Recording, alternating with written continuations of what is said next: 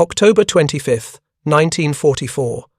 Off the coast of Leyte Gulf, approximately 150 nautical miles northeast of Samar Island, Vice Admiral Takeo Kurita stood on the bridge of the battleship Yamato, binoculars pressed against his eyes, scanning the horizon for American carriers his scout planes had reported. Dawn light filtered through scattered clouds, painting the Pacific in shades of grey and silver. Through the morning haze, he spotted them. Not the one or two carriers Japanese intelligence had predicted, but an entire task group. What happened next would fundamentally alter his understanding of American naval capability. Within 7 minutes of his lookouts sighting the first enemy vessel, the American carriers began launching aircraft. Not in the measured, sequential manner Japanese carriers operated, but in a continuous torrent that seemed to defy physical possibility. Plane after plane roared off the decks, forming into strike groups while more aircraft were already rolling into launch positions. Kurita counted 12 aircraft launched from a single carrier before he lost track in the coordinated chaos of the American air operation. His air staff officers assured him this pace couldn't be sustained. They were wrong. The launches continued. 20 aircraft, 30, 40. Within 7 minutes, over 100 American aircraft were airborne from just 3 carriers, climbing toward strike altitude, their wings glinting in the dawn light. The mathematics seemed impossible. Japanese carriers required 15 to 20 minutes to launch a full strike group, carefully sequencing each aircraft to avoid deck congestion and ensure proper formation assembly. Yet these American carriers, designated Essex-class by intelligence reports, operated with a mechanical efficiency that suggested capabilities Japanese naval architects hadn't considered possible. The pilots diving toward his fleet that morning would deliver bombs and torpedoes, but they delivered something more, devastating to Japanese naval confidence. They delivered proof that America had solved problems Japanese engineers didn't realize existed, had built capabilities Japanese planners had never imagined, and had deployed them in quantities that transformed carrier warfare into an industrial process as standardized as automobile manufacturing.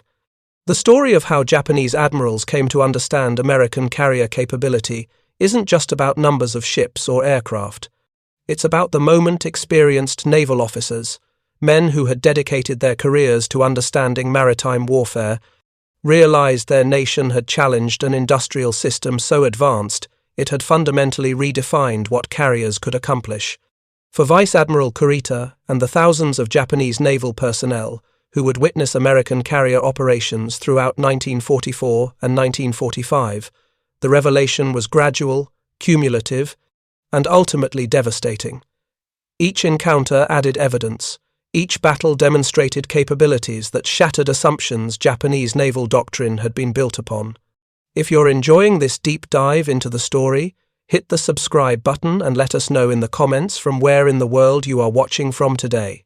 The Essex-class carriers that shocked Japanese observers represented the culmination of American naval aviation development and industrial capacity. When the first Essex-class carrier, USS Essex herself, was commissioned in December 1942, she embodied lessons learned from earlier carrier operations, combined with manufacturing techniques borrowed from automotive and aircraft industries. Each Essex-class carrier measured 872 feet in length and displaced approximately 27,000 tons, standard load, increasing to over 36,000 tons fully loaded. The flight deck spanned 862 feet by 108 feet, providing operational space larger than 3 football fields. But dimensions alone don't explain what Japanese admirals witnessed. The secret lay in systems integration, crew training, and equipment design that prioritized operational tempo above all other considerations. American carrier designers had studied every aspect of aircraft handling, identifying bottlenecks and eliminating them through engineering solutions that seemed simple in retrospect but required sophisticated understanding of operational dynamics. The hydraulic catapults installed on Essex-class carriers could accelerate a fully loaded fighter aircraft to flying speed in less than 200 feet of deck travel. This technology, perfected through years of testing at Naval Air Station Patuxent River, allowed carriers to launch aircraft from the bow while simultaneously recovering aircraft at the stern. Japanese carriers lacked catapults entirely, relying on aircraft to achieve takeoff speed through their own engine power during deck runs that consumed precious flight deck space and time. The impact was revolutionary. An Essex-class carrier could launch a fully loaded Hellcat fighter in 15 seconds from catapult hookup to clearing the deck. A Japanese carrier launching a Zero fighter required 45 to 60 seconds for the same operation, with the aircraft rolling the length of the flight deck under its own power.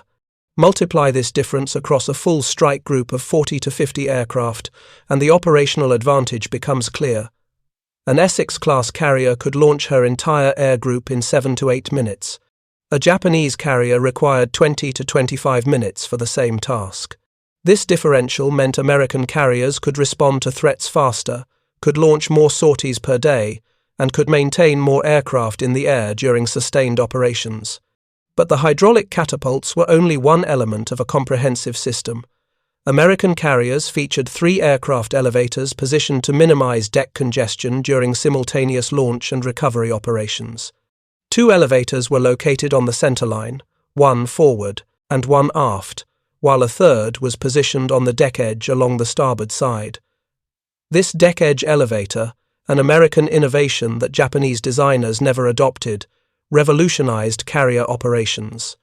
By placing the elevator outside the flight deck envelope, American carriers could move aircraft from hangar to flight deck without interfering with deck operations. Aircraft could be brought up, spotted for launch, and launched while other aircraft were landing and being struck below to the hangar deck. Japanese carriers positioned all elevators on the centerline, creating operational conflicts where landing aircraft had to wait while strike groups were spotted for launch, or vice versa. The efficiency loss compounded across hundreds of sorties during sustained operations. The elevator systems on Essex-class carriers could move a fully loaded Avenger torpedo bomber from hangar deck to flight deck in 15 seconds. Japanese elevators, smaller and less powerful, required 30 to 40 seconds to lift lighter aircraft through smaller distances. Over the course of a day's operations involving 200 aircraft movements, American carriers gained nearly an hour of operational time simply through faster elevator cycles. Flight deck crews represented another revolutionary element. American carriers operated with carefully choreographed deck crews trained to move aircraft with industrial efficiency. Plane handlers wore color-coded jerseys, yellow for aircraft handling officers, blue for plane pushers, green for catapult crews, red for ordnance handlers, purple for fueling crews. Each crew member knew exactly which aircraft to move, where to move it, and when, orchestrated by the air officer, called the air boss, who controlled operations from the primary flight control station, known as Pri-Fly. This coordination allowed simultaneous operations that would create chaos on less organized flight decks. While catapult crews prepared fighters for launch at the bow, landing signal, officers guided returning aircraft to arrested landings at the stern. While ordnance crews armed aircraft on the aft deck, plane handlers were positioning the next strike group on the forward deck. The carefully rehearsed choreography transformed carrier operations from sequential tasks into parallel processing, dramatically increasing operational tempo. Japanese carriers operated with smaller deck crews using less standardized procedures. Aircraft handling was more improvisational, depending heavily on the experience and judgment of senior petty officers rather than systematic choreography. This worked adequately during peacetime training and early war operations when experienced crews were available. But as experienced personnel were lost in combat, replacement crews struggled to maintain operational efficiency. American carriers, relying on standardized procedures any trained crew could execute, maintained consistent performance regardless of crew experience level. The arresting gear system demonstrated similar attention to operational efficiency. Essex-class carriers featured 9 arresting wires spaced across the landing area, each capable of stopping aircraft weighing up to 17,000 pounds. The hydraulic systems could reset for the next landing in less than 10 seconds, allowing recovery of aircraft at intervals as brief as 20 seconds when necessary. Japanese carriers typically featured fewer arresting wires with slower reset capabilities, limiting recovery rates during intensive operations. More critically, American arresting gear was designed for ease of maintenance and rapid repair. Hydraulic systems used standardized components that could be replaced quickly if damaged. Japanese arresting gear, more complex and using non-standardized parts, required longer maintenance periods and was more difficult to repair at sea. During the Battle of the Philippine Sea in June 1944, this difference would prove crucial when American carriers sustained damage but continued operations while Japanese carriers were forced to withdraw with equipment failures that couldn't be repaired at sea. The aircraft themselves contributed to operational tempo advantages. American carrier aircraft were designed with carrier operations as the primary consideration. The F-6F Hellcat fighter featured wide-track landing gear that made carrier landings more stable and forgiving. The wings folded quickly using a simple mechanism that deck crews could operate in seconds. The engine started reliably using electric starters that worked consistently, and the aircraft was robust enough to survive deck handling mistakes that would damage more delicate aircraft. Japanese carrier aircraft like the Zero were superb flying machines, but they sacrificed structural strength and reliability for performance.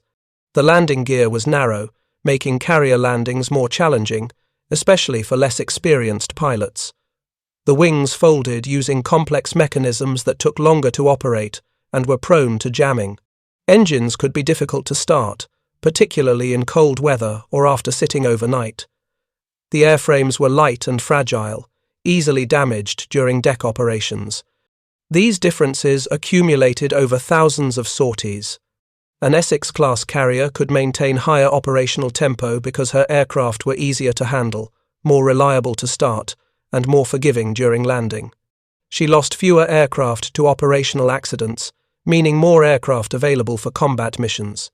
Her deck crews spent less time repairing aircraft damaged during handling, meaning faster turnaround between sorties. The maintenance infrastructure aboard Essex-class carriers further amplified operational advantages. Each carrier had extensive machine shops, electronics repair facilities, and spare parts inventories that allowed repairs at sea that Japanese carriers had to return to port to accomplish. American carriers could repair damaged aircraft overnight and return them to service the following morning. Japanese carriers often had to strike damaged aircraft below to the hangar deck, where they remained for days or weeks until the carrier could reach a port facility. The cumulative effect of these design features, training systems, and logistical support created carrier platforms capable of operational tempos Japanese admirals found incomprehensible. When Vice Admiral Kurita watched Essex-class carriers launch over 100 aircraft in 7 minutes during the Battle off Samar, he was witnessing not just superior technology, but an entirely different philosophy of carrier operations. American carriers were designed as high-intensity weapons platforms, optimized for maximum sortie generation. Every system, from catapults to elevators to deck crew procedures, focused on launching and recovering aircraft as quickly as possible. Japanese carriers were designed more traditionally, emphasizing ship survivability and elegant engineering over operational tempo. This philosophical difference had profound implications. An Essex-class carrier operating at normal tempo could launch and recover 4 to 5 complete strike cycles per day, generating 300 to 400 sorties in sustained operations. A Japanese carrier, operating at maximum capability, might generate 150 to 200 sorties per day, and that only if nothing went wrong. During multi-day battles, this disparity compounded exponentially. At the Battle of the Philippine Sea, American carriers launched over 900 sorties on June 19th alone, while Japanese carriers managing approximately 370 sorties, many from land bases rather than carrier decks. The psychological impact on Japanese naval aviators was devastating. Pilots who survived encounters with American carrier groups described an overwhelming sense of futility. No matter how many aircraft they shot down, more appeared. No matter how many successful strikes they conducted, the American carriers continued, launching aircraft. The contrast with their own carriers, where damage or mechanical failures often halted operations for hours, was crushing. But the most shocking revelation came not from observing individual carrier capabilities, but from understanding how many carriers America had deployed. Japanese intelligence estimates in 1944 suggested America operated perhaps 15 to 20 fleet carriers. The actual number was staggering. By October 1944, when Vice Admiral Kurita encountered American carriers off Samar, the United States Navy operated 27 Essex-class and Independence-class fleet carriers, with more commissioning every month. Additionally, over 70 escort carriers were in service, supporting amphibious operations and convoy protection. The escort carriers, smaller and slower than fleet carriers, still carried 24 to 30 aircraft each and participated in fleet operations when needed. At the Battle off Samar, 6 escort carriers and their destroyer escorts faced Kurita's powerful surface force, including Yamato, the largest battleship ever built. Through continuous air attacks launched from these supposedly inferior carriers, the American force convinced Kurita to withdraw, saving the landing beaches at Leyte from bombardment. For Japanese naval officers who had been taught that only fleet carriers mattered, the realization that even American escort carriers could conduct intensive flight operations was profoundly disturbing. The production statistics told a story of industrial capability beyond Japanese comprehension. America commissioned its first Essex-class carrier, USS Essex, in December 1942. By August 1945, 17 Essex-class carriers were in service, with 7 more under construction.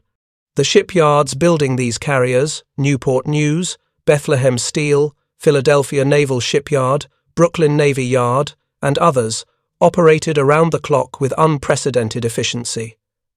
USS Bunker Hill, laid down in September 1941, was commissioned in May 1943, a construction time of 20 months. USS Hancock, laid down in January 1943, commissioned in April 1944, 15 months from keel laying to combat operations. Compare this to Japanese carrier construction. The carrier Taiho, Japan's most modern carrier incorporating armored flight deck and advanced damage control systems, required 4 years from keel laying to commissioning. The carrier Shinano, converted from a Yamato-class battleship hull, took 3 years to complete and was sunk by an American submarine 10 days after commissioning, having never embarked her air group. The disparity wasn't simply in construction speed, but in the entire industrial ecosystem supporting carrier operations. Essex-class carriers required approximately 140,000 individual parts manufactured by contractors in 32 states. The supply chains coordinating delivery of engines from one factory, fire control systems from another, radar from a third, all arriving at shipyards precisely when needed, represented logistical capabilities Japanese industry couldn't match. American shipyards employed women in unprecedented numbers, breaking gender barriers by necessity. By 1943, women comprised over 30% of shipyard workers at major facilities. Rosie the Riveter wasn't propaganda, she was the reality of American industrial mobilization. These women welded hull plates, installed electrical systems, operated cranes, and performed every job previously reserved for men. Japanese industry, culturally resistant to female industrial labor, never achieved comparable mobilization. The workforce limitations constrained production capacity throughout the war. The human dimension of carrier operations revealed further American advantages. Essex-class carriers were designed for crew comfort and efficiency. Berthing spaces included adequate ventilation, the galleys could produce hot meals for 3,000 men, medical facilities could perform surgery, and recreational spaces provided relief from combat stress.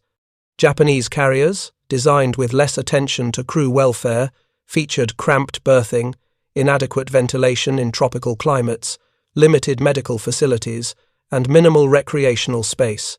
These differences affected crew effectiveness during prolonged operations. American carrier crews could maintain high operational tempo for weeks because they were adequately rested, properly fed, and provided facilities to manage stress. Japanese carrier crews, operating in more austere conditions, experienced faster degradation in effectiveness during sustained operations. Admiral Ozawa, commanding Japanese carrier forces at the Battle of the Philippine Sea, later wrote in his memoirs that crew fatigue was a critical factor in Japanese losses. His air crews were exhausted before the battle even began, while American crews appeared fresh and alert throughout 3 days of intensive operations. The training systems supporting carrier aviation demonstrated similar disparities. American pilots trained for over a year before reporting to fleet carriers, accumulating 300 to 600 hours of flight time. The training included extensive carrier qualification, with pilots performing dozens of practice landings on training carriers before joining operational squadrons. Japanese pilot training, compressed by wartime necessities, often sent pilots to fleet carriers with only 100 to 200 hours of flight time and minimal carrier landing practice. The loss of experienced Japanese pilots at Midway, Coral Sea, and subsequent battles created a training crisis Japan never solved. Replacement pilots lacked the skill to perform carrier operations safely, leading to increasing numbers of operational accidents that consumed aircraft as surely as combat losses. American training systems, supported by vast numbers of training aircraft and dedicated instructors, maintained consistent pilot quality throughout the war. The technological sophistication of American carrier systems extended beyond the ships themselves. The task force communication systems allowed coordination of multiple carrier groups across hundreds of miles of ocean. Radar systems detected incoming enemy aircraft at ranges exceeding 100 miles, providing early warning that allowed defensive fighters to intercept attackers before they reached the fleet. Fire control systems directed anti-aircraft batteries with precision that Japanese ships couldn't match. Combat information centers aboard American carriers synthesized data from radar, radio intelligence, and scout aircraft into coherent tactical pictures that commanders used to make informed decisions. Japanese carriers lacked equivalent systems, relying more on individual ship observations and less sophisticated communication systems. During large battles involving dozens of ships spread across hundreds of square miles of ocean, this coordination deficit proved devastating. If you find this story engaging, please take a moment to subscribe and enable notifications. It helps us continue producing in-depth content like this. When Japanese naval officers examined captured American carriers after the surrender, they finally understood the full scope of their technological disadvantage. The carriers were not just larger or faster, they embodied entirely different design philosophies and operational concepts. Every system aboard American carriers prioritized operational efficiency and sustainability. The damage control systems aboard Essex-class carriers incorporated lessons learned from earlier battles. Extensive compartmentalization limited fire and flooding spread. High-capacity pumps could control flooding from multiple hits. Fire suppression systems used seawater fog curtains that could blanket entire hangar decks in minutes. Repair parties equipped with portable generators, welding equipment, and damage control supplies could restore essential systems even after severe damage. USS Franklin, struck by 2 bombs that detonated armed aircraft on her hangar deck in March 1945, suffered over 800 casualties and catastrophic damage. Yet her crew saved the ship and she returned to the United States under her own power. Japanese carriers suffering comparable damage inevitably sank. The differences reflected design priorities. American carriers sacrificed some performance for survivability. Japanese carriers optimized performance, accepting reduced survivability as necessary compromise. In early war operations, when Japanese carriers avoided damage, this trade-off seemed reasonable. But as the war progressed and combat intensified, American carriers survived battles that would have sunk Japanese carriers, allowing them to return to action after repairs, while Japanese carriers were lost permanently. The logistical support system surrounding American carriers amplified their effectiveness. Fleet train vessels, oilers, ammunition ships, and provisions. Ships could resupply carriers at sea, allowing task forces to remain operational for months without returning to port. Japanese carriers, lacking equivalent underway replenishment capabilities, had to return to port more frequently, reducing operational availability. During the campaign in the Philippines from October through December 1944, American carrier task forces remained at sea continuously for over 70 days, launching strikes, supporting landings, and defeating Japanese counterattacks. Japanese carriers, even when undamaged, couldn't sustain comparable operational tempo. They required port facilities to refuel, rearm, and resupply, creating vulnerabilities American submarines and aircraft exploited ruthlessly. The strategic implications became clear during the Battle of Leyte Gulf. Admiral Ozawa's carrier force, positioned as a decoy to draw American carriers away from the landing beaches, succeeded tactically. American carriers pursued Ozawa northward, sinking 4 Japanese carriers, but the victory was hollow. Japan couldn't replace those carriers or their air groups. Meanwhile, American carrier construction continued unabated. Within months, replacement carriers arrived in the Pacific, restoring American strength. For Japanese naval planners, the mathematics were devastating. Every carrier lost represented irreplaceable capability. America treated carrier losses as temporary inconveniences. The psychological transformation of Japanese naval officers mirrored the experience of their submarine force commanders. Both groups gradually realized they faced technological and industrial capabilities beyond anything their training and experience had prepared them for. Vice Admiral Kurita, after his encounter with American carriers off Samar, never again spoke with confidence about Japanese naval prospects. He had seen American carriers launch aircraft with mechanical efficiency that suggested unlimited capability. He had witnessed escort carriers defeating battleships through air power alone. He understood Japan was fighting an enemy whose industrial system could produce carriers faster than combat could sink them.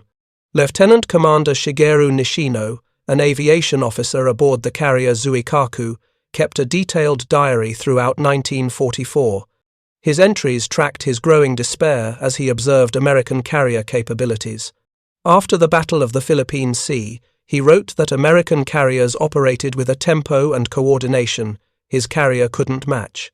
After Leyte Gulf, where Zuikaku was sunk, he wrote from a rescue vessel that Japan's carrier force was finished and the war already lost.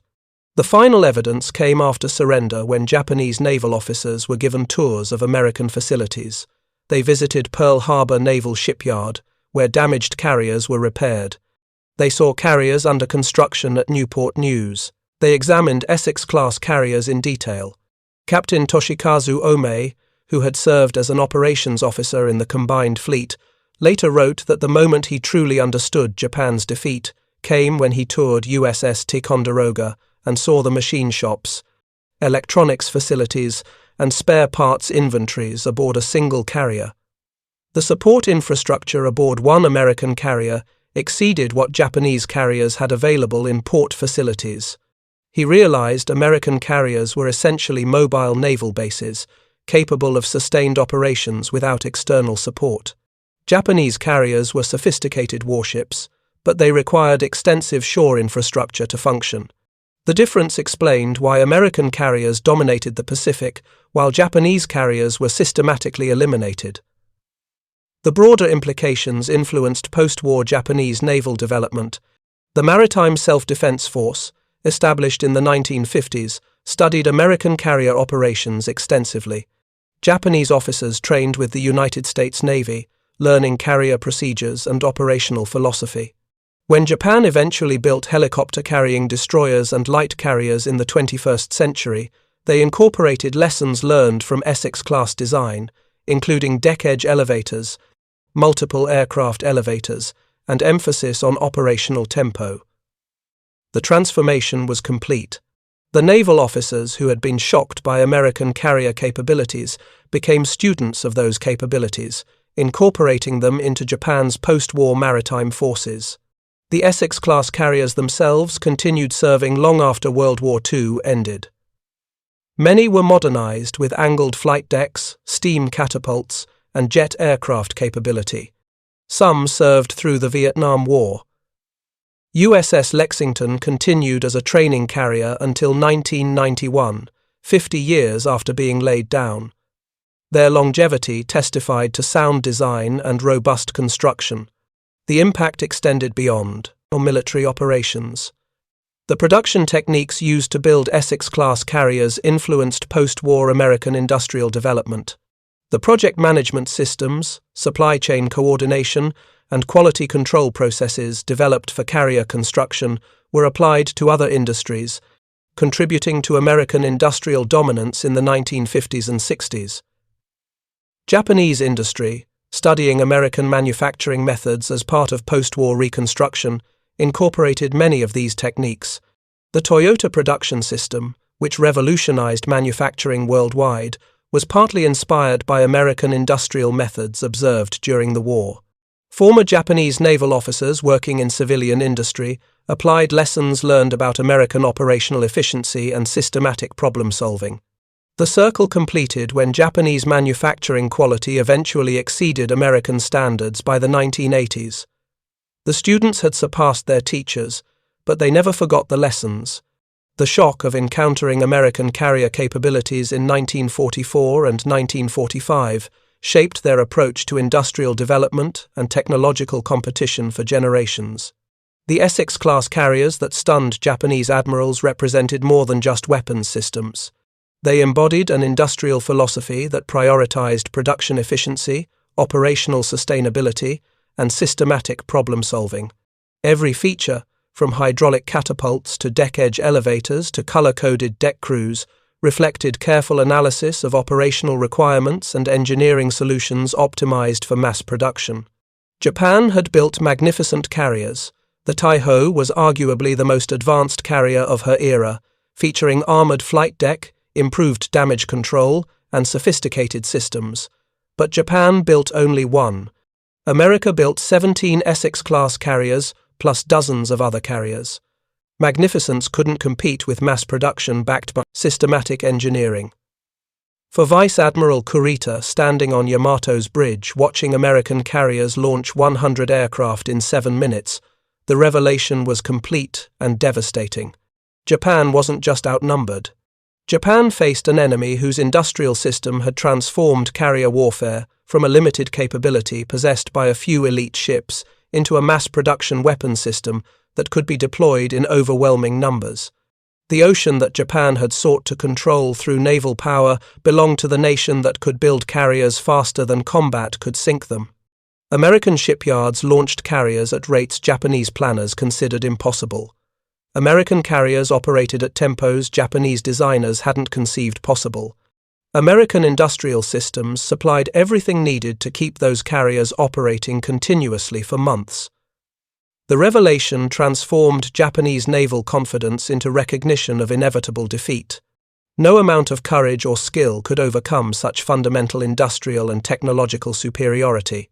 The submarines that hunted using sonar buoys, the carriers that launched aircraft with mechanical efficiency, the production systems that manufactured weapons faster than combat consumed them, all pointed to the same conclusion. Japan had challenged a nation whose industrial capabilities exceeded anything Axis powers could match. The lesson carried into post-war decades. Japan rebuilt by studying American industrial methods. Japanese engineers learned American production techniques. Japanese manufacturers adopted American quality control systems. The transformation created Japan's economic miracle, but it began with the painful recognition of defeat delivered by Essex-class carriers launching aircraft with impossible efficiency. For the Japanese admirals who witnessed American carrier operations, the memory never faded. They had seen the future of naval warfare, and it belonged to nations that could integrate advanced technology with industrial mass production. The Essex carriers didn't just win battles, they demonstrated a new paradigm of warfare where industrial capacity determined outcomes as surely as tactical skill. The last Essex-class carrier, USS Lexington, was finally decommissioned in 1991 and converted to a museum ship in Corpus Christi, Texas. Her flight deck, elevators, and catapults remain visible to visitors. Japanese naval veterans occasionally visit, paying respects to the ships that taught them painful lessons about technological and industrial competition. The ocean they once sought to control was mastered not through courage or tradition, but through systematic engineering and industrial capacity. American carriers launching 100 aircraft in 7 minutes weren't displaying bravado. They were operating exactly as designed, performing missions their creators had planned years earlier in design bureaus and manufacturing plants. The efficiency shocked Japanese admirals because it revealed capabilities they hadn't imagined possible. But for American designers and builders, it was simply the result of careful engineering and industrial organization applied to naval warfare. The legacy endures in modern naval aviation. Carriers worldwide incorporate features pioneered on Essex-class ships: deck-edge elevators, multiple catapults, sophisticated flight deck procedures, all trace lineage to innovations that stunned Japanese admirals in 1944. The operational philosophy of maximum sortie generation through systematic efficiency remains fundamental to carrier operations globally. Japanese maritime self-defense force helicopter carriers incorporate these lessons learned through defeat. The students studied their teachers carefully, ultimately creating their own carrier aviation capabilities, informed by painful experience. The transformation from shocked observers to skilled practitioners took decades but reflected deep understanding of what they'd witnessed. The Essex carriers that launched 100 aircraft in 7 minutes marked the evolution of naval warfare from individual ship capabilities to industrial systems warfare. For Japanese admirals who witnessed this revolution, the experience was shattering but educational. They learned lessons that shaped Japan's post-war development and influenced global understanding of technological competition. The carriers weren't just ships. They were symbols of industrial power, transformed into military capability through systematic engineering. The ocean belonged to those who could build and operate such systems. That lesson, learned painfully by Japanese naval forces between 1941 and 1945, remains relevant in modern technological competition. The statistical reality of carrier production told a story that numbers alone couldn't fully convey. Between January 1943 and August 1945, American shipyards delivered one new fleet carrier approximately every 6 weeks. This pace seemed impossible to Japanese naval planners who understood shipbuilding as a multi-year endeavor, requiring specialized facilities and highly skilled craftsmen. What Japanese observers didn't initially comprehend was that American carriers weren't built the way traditional warships had been constructed. They were manufactured using assembly line principles borrowed from automotive production. Henry Kaiser, the industrialist who revolutionized Liberty ship production, consulted with naval architects on carrier construction methods. His insights about modular assembly, standardized components, and parallel workflow transformed carrier building from artisanal craftsmanship into industrial process. At Newport News Shipbuilding, the largest private shipyard in America, workers assembled carrier sections in separate buildings before moving them to the building ways for final assembly. Hull sections, superstructure, components, and machinery spaces were constructed simultaneously in different facilities, then brought together like pieces of a massive puzzle. This parallel construction reduced build time by months compared to traditional sequential methods where each section had to be completed before the next could begin. The workforce transformation was equally revolutionary. Before the war, shipbuilding was exclusively male-dominated, requiring years of apprenticeship to master welding, riveting, and other specialized skills. By 1943, American shipyards employed over 2 million workers, more than 1/3 of them women with no prior industrial experience. These workers were trained in weeks rather than years, using simplified techniques and specialized tools that allowed rapid skill acquisition. At Brooklyn Navy Yard, women welders worked alongside men on every section of carrier construction. The images shocked Japanese officers who saw them after the war. In Japanese industrial culture, such work was considered inappropriate for women. The idea that American carriers were partly built by female workers seemed to diminish the vessels until Japanese officers understood the implications. America had mobilized its entire population for industrial production. Japan had not. The workforce available to American industry was effectively double what Japan could mobilize, even before considering Japan's smaller population. Captain Atsushi Oi, a Japanese naval staff officer, calculated after the war that American industrial mobilization had effectively created a workforce equivalent to Japan's entire population dedicated solely to military production. The mathematics of such disparity made victory impossible, regardless of tactical skill or strategic brilliance. The supply chain supporting carrier construction demonstrated organizational capabilities that Japanese industry struggled to comprehend. An Essex-class carrier required specialized steel alloys, sophisticated electronics, precision machinery, and thousands of components manufactured to exact specifications. The steel alone told a revealing story. Each Essex-class carrier required approximately 12,000 tons of specialized steel plate in various grades and thicknesses. American steel mills produced this material on schedule without disrupting steel supplies to other shipbuilding programs, aircraft factories, tank production, or civilian needs. Japanese steel production, constrained by limited raw materials and aging facilities, couldn't match such output. By 1944, Japanese industry was melting down civilian metal goods to obtain enough steel for military production. The damage control capabilities aboard Essex-class carriers incorporated lessons learned from earlier battles, particularly the loss of USS Lexington at Coral Sea and damage to USS Yorktown at Midway. American designers studied what had gone wrong and engineered solutions. The result was carriers that could absorb damage that would sink other ships and continue operating. USS Franklin absorbed 2 direct bomb hits that detonated armed and fueled aircraft on her hangar deck in March 1945. The resulting fires and explosions killed over 800 crew members and seemed to doom the ship. Yet, through heroic damage control efforts, the crew saved their ship. Franklin limped home under her own power and was eventually repaired, though she never returned to combat. The survival of Franklin after such catastrophic damage demonstrated engineering and training that Japanese carriers never achieved. Japanese carriers suffering comparable damage invariably sank. At Midway, 3 Japanese carriers were destroyed by relatively few bomb hits because fires spread uncontrollably through ships whose damage control systems couldn't contain them.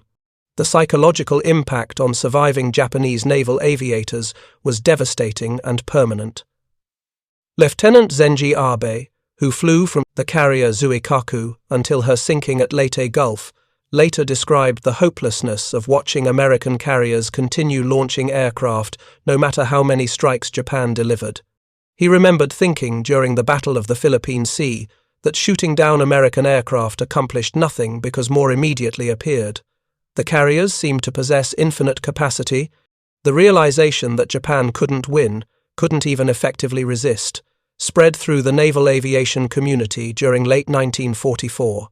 Experienced pilots who had fought since Pearl Harbor understood they were witnessing systematic destruction of Japanese naval power by forces Japan couldn't counter. Newer pilots, lacking context, simply knew their missions were suicidal and victory impossible. Morale collapsed not through cowardice, but through rational assessment of hopeless circumstances. After the surrender in August 1945, Japanese naval officers had opportunity to examine American carriers firsthand and finally understand the full scope of their disadvantage. Vice Admiral Takejiro Onishi, architect of the kamikaze program, committed suicide rather than face this revelation. Other officers toured American carriers and shipyards, seeing the industrial capacity that had defeated them. The experience was humbling and educational. Captain Toshikazu Omae's tour of American facilities in late 1945 crystallized understanding of Japan's defeat. He visited carriers, examined their systems, spoke with American naval personnel, and reviewed production statistics. When he toured USS Ticonderoga and saw the machine shops, electronics facilities, and spare parts inventories aboard a single carrier, he realized the support infrastructure aboard one American carrier exceeded what Japanese carriers had available in port facilities. American carriers were essentially mobile naval bases, capable of sustained operations without external support. Japanese carriers were sophisticated warships, but they required extensive shore infrastructure to function. The lessons influenced post-war Japanese development profoundly. Japanese industry studied American production methods systematically, incorporating what could be adapted to Japanese culture and resources.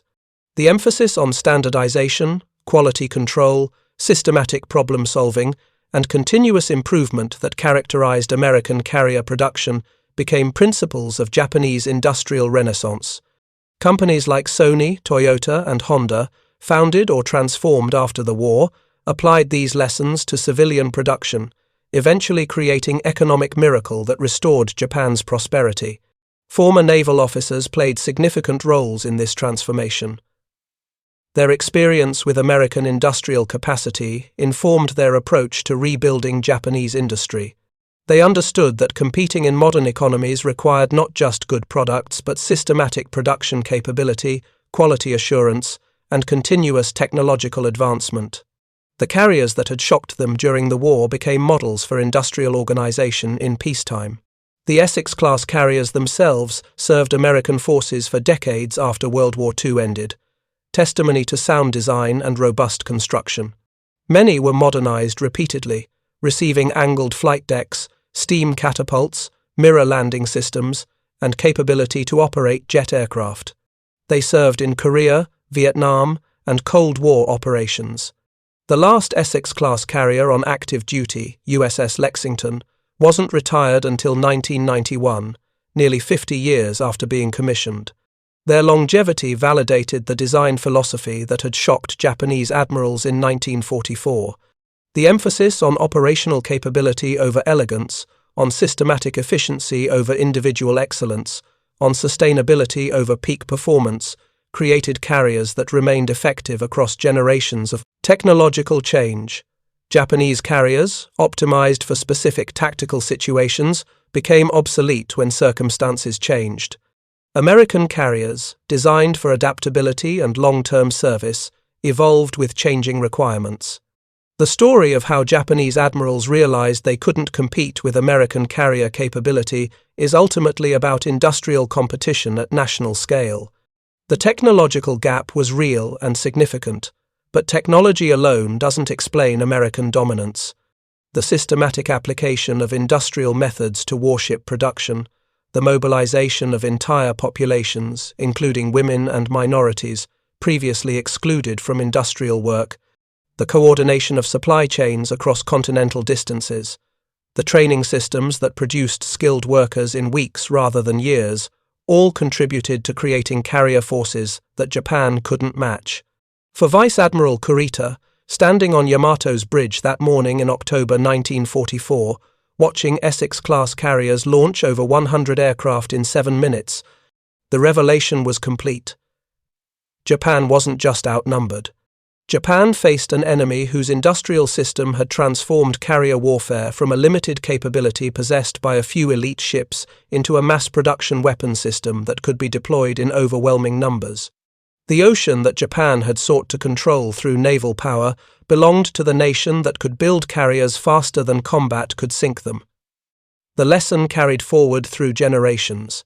When Japan's maritime self-defense force eventually built helicopter-carrying destroyers in the 21st century, they incorporated design features pioneered on Essex-class carriers, including deck-edge elevators and emphasis on operational tempo. The transformation was complete. The naval officers who had been shocked by American carrier capabilities became students of those capabilities, incorporating them into Japan's post-war maritime forces.